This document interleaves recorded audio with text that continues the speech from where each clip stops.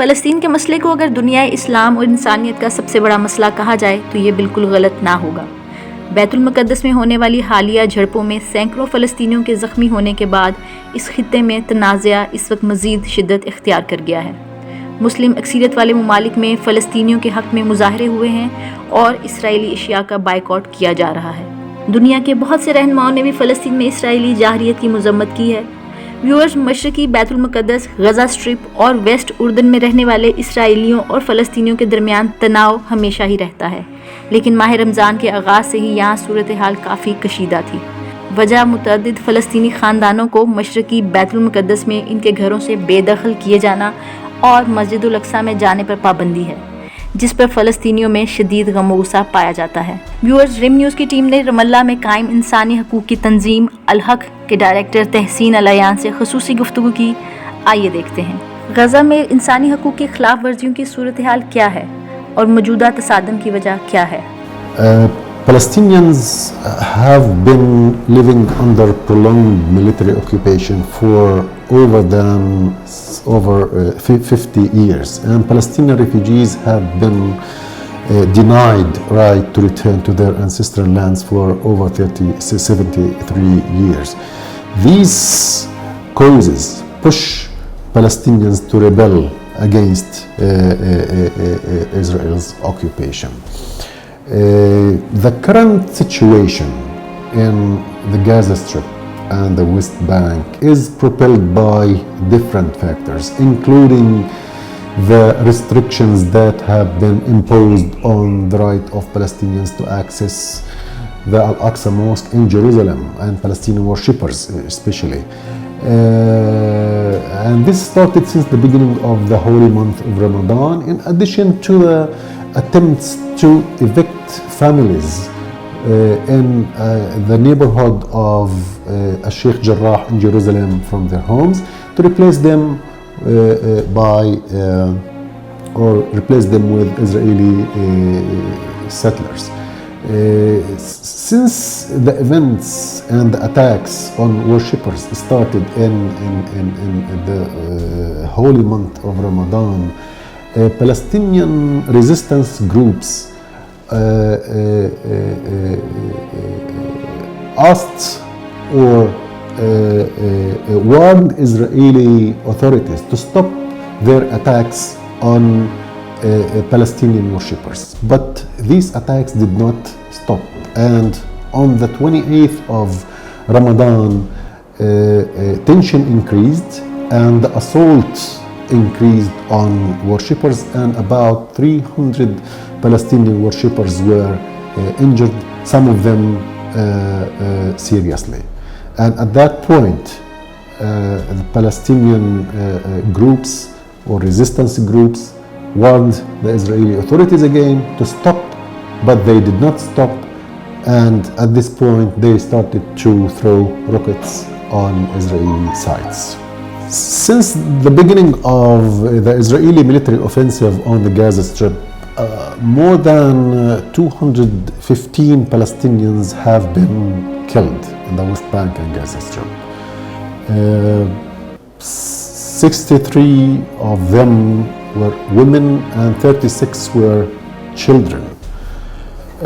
In addition to this, thousands of people have been injured, many of them seriously.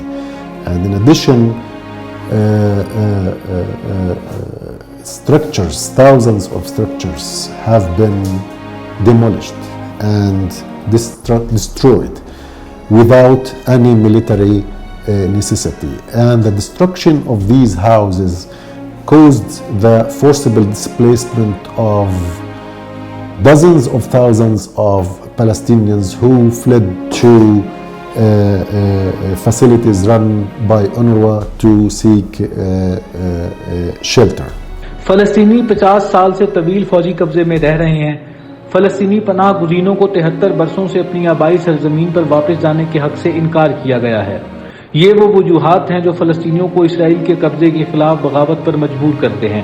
Gaza کی پٹی اور مغربی کنارے کی موجودہ صورتحال کے پیچھے مختلف عوامل ہیں، جن میں سے ایک فلسطینیوں کی مسجد اقصیٰ تک رسائی ہے۔ اور دوسرا فلسطینی خاندانوں کو شیخ جرار یروشلم سے نکال کر ان کی جگہ یہودی آبادی کو جگہ دینا بھی ہے۔ نمازیوں کے ساتھ یہ واقعات اور حملے رمضان کے مہینے سے شروع ہوئے ہیں۔ فلسطینی مزاحمتی چاہتے ہیں کہ اسرائیلی فلسطینی نمازیوں پر اپنے حملے بند کر دیں، لیکن یہ حملے رکے نہیں۔ 28 رمضان کو نمازیوں پر تناؤ اور حملوں میں مزید اضافہ ہوا، جن میں بہت سے فلسطینی شدید زخمی ہوئے۔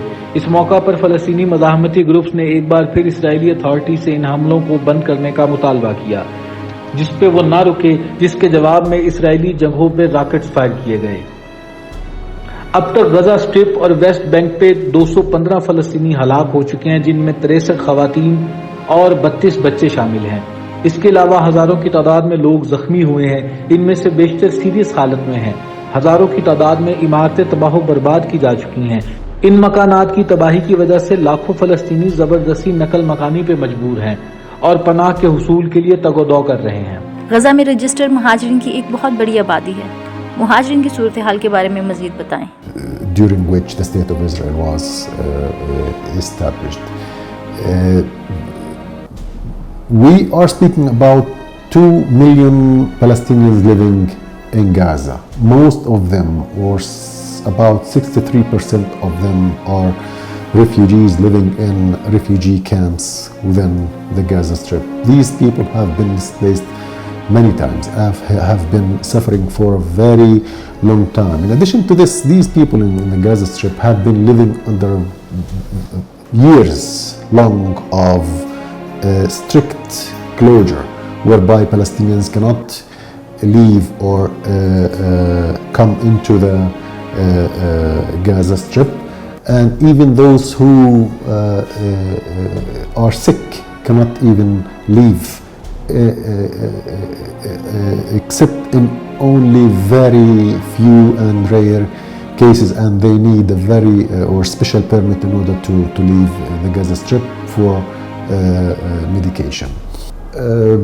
There are 6 million Palestinian refugees these days, and they make up about 12% of the refugee population in the world, and this is a very high portion of refugees. It's about 12% of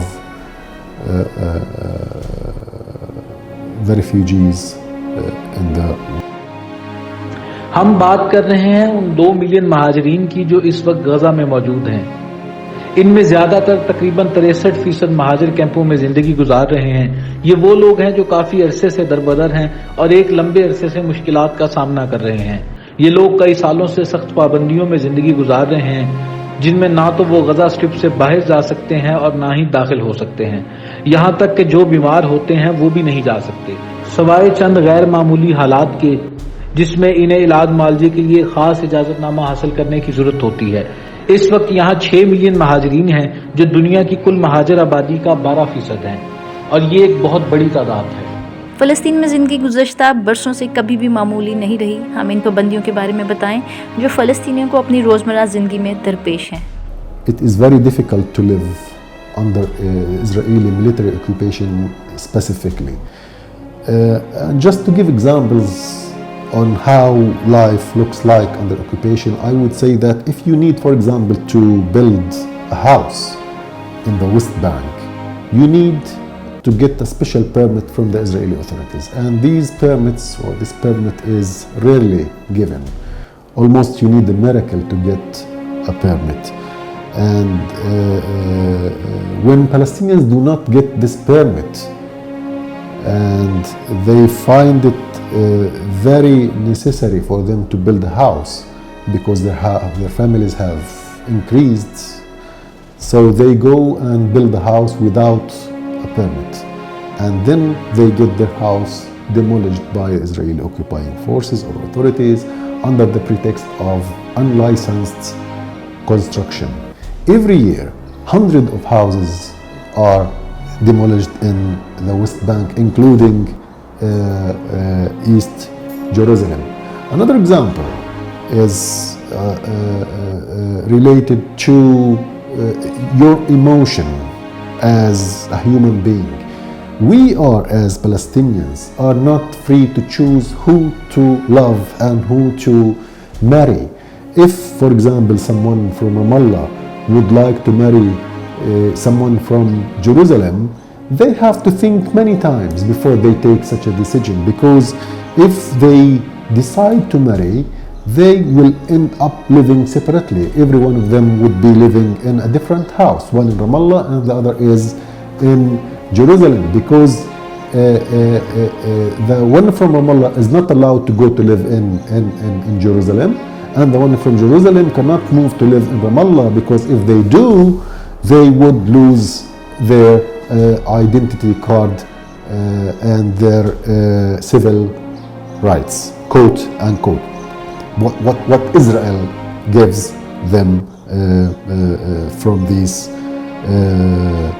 rights. So it's not easy, even at this level, to live under occupation. If you are sick and you need to go to Jerusalem, to a hospital that is located in Jerusalem, you need also a permit. And this permit is not given easily to you. All of this is done under the rubric of security. They will find too many pretexts in order to prevent you from entering your city, which is occupied. You are not free to go to visit a relative of yours in Jerusalem, while Israeli settlers are freely moving throughout all of the occupied Palestinian territory, and this is a kind of apartheid. Military कब्जे में रहना आसान नहीं है, खास तौर पर Israeli military कब्जे में रहना इंतहाई मुश्किल है। आपको मिसालों से बताता हूं कि इन हालात में जिंदगी कैसी होती है। अगर आप वेस्ट बैंक में घर बनाना चाहते हैं, आपको इसके लिए इसराइली अथॉरिटी से एक खास इजाजतनामा की जरूरत है, और इन इजाजतनामों का मिलना किसी मोजे से कम नहीं होता। और जब फलस्तीनियों को ये परमिट नहीं मिलता और उनके लिए घर बनाना भी जरूरी होता है, इस सूरत में वो घर बना तो लेते हैं जिसे बाद में इसराइली अथॉरिटी गिरा देती है। हर साल हजारों घर वेस्ट बैंक और मशरिकी यरूशलेम में ऐसे गिराए जाते हैं। दूसरी मिसाल जिसका ताल्लुक इंसानी एहसासात से है, हम फलस्तीनियों को इतना भी हक हासिल नहीं कि अपनी मर्जी से मोहब्बत और शादी कर सकें। अगर रमला का रहने वाला यरूशलेम में रहने वाले से शादी करना चाहता है तो इनको कई बार सोचना पड़ता है, क्योंकि इस सूरत हाल में दोनों को अलहदा रहना पड़ेगा, क्योंकि रमला में रहने वाला यरूशलेम में और यरूशलेम का रहने वाला रमला में नहीं रह सकता। और अगर वो साथ रहते हैं तो उनको अपना शनाख्ती कार्ड और सिविल राइट्स खोने पड़ते हैं। आप बीमार हैं और इलाज के लिए यरूशलेम जाना चाहते हैं तो आपको परमिट चाहिए, जिसका मिलना आसान नहीं होता, और ये सब सिक्योरिटी के तहत किया जाता है। इनके पास आपको अपने शहर में दाखिले से रोकने के लिए बहुत से बहाने हैं। आप अपने यरूशलेम में मौजूद रिश्तेदारों को नहीं मिल सकते, जबकि इसराइली खुद हर जगह बगैर किसी पाबंदी के जा सकते हैं। बैनुल-अक़वामी बरादरी की तरफ से अब तक क्या रद्द-ए-अमल सामने आया है और फ़लस्तीनी अपने मुसलमान भाई ममालिक से क्या तवक्कुआत रखते हैं?